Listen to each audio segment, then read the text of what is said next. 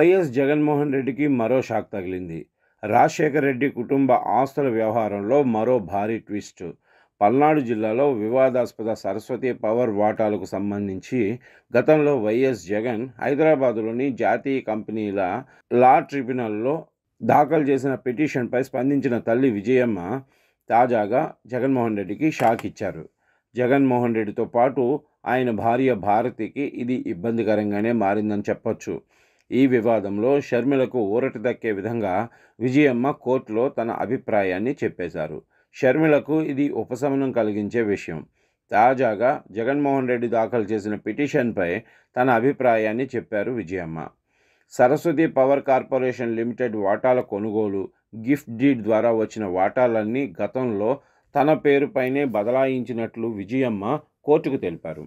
అందుకే సరస్వతి పవర్ వాటాలపై ఉన్న అన్ని హక్కులు తనకే ఉన్నాయని చెప్పుకొచ్చారు. 99.75% వాటాలు తన పేరుతోనే ఉన్నాయని, జగన్తో పాటు భారతికి వాటాలు లేవని తేల్చి చెప్పేశారు. దీంతో ఇది జగన్మోహన్ రెడ్డికి షాక్ ఇచ్చే అంశమే.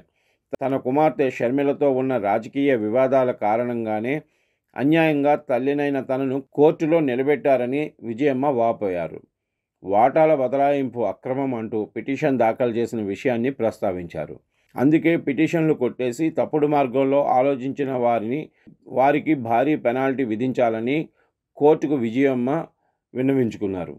2021లో సరస్వతి పవర్లోని 46.71 లక్షల వాటాలను సండూర్ కంపెనీ, 71.50 లక్షల వాటాలను క్లాసిక్ రియాలిటీ కలిపి మొత్తం 1.21 కోట్ల వాటాలను తనకు విక్రయించిన విషయాన్ని గుర్తు చేశారు విజయమ్మ.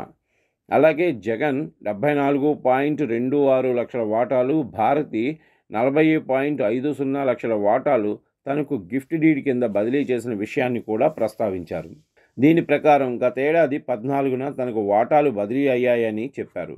దీనిని సరస్వతి పవర్ బోర్డు కూడా ఆమోదించి తనను సభ్యురాలిగా చేసిన విషయాన్ని కూడా గుర్తు చేశారు. కాబట్టి కంపెనీలో 99.75% వాటా ఉన్న తనను కుటుంబ కారణాలతో ప్రశ్నించడం కుదరదని కోర్టు ముందే తేల్చి చెప్పారు.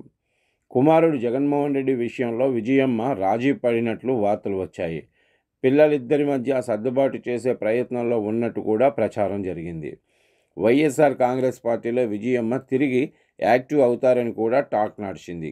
కానీ ఆమె కోర్టును సంప్రదించడంతో అటువంటిదంతా ప్రచారం అని తేలిపోయింది. కుమార్తె షర్మిల వైపే విజయమ్మ ఉన్నారని స్పష్టత వచ్చింది.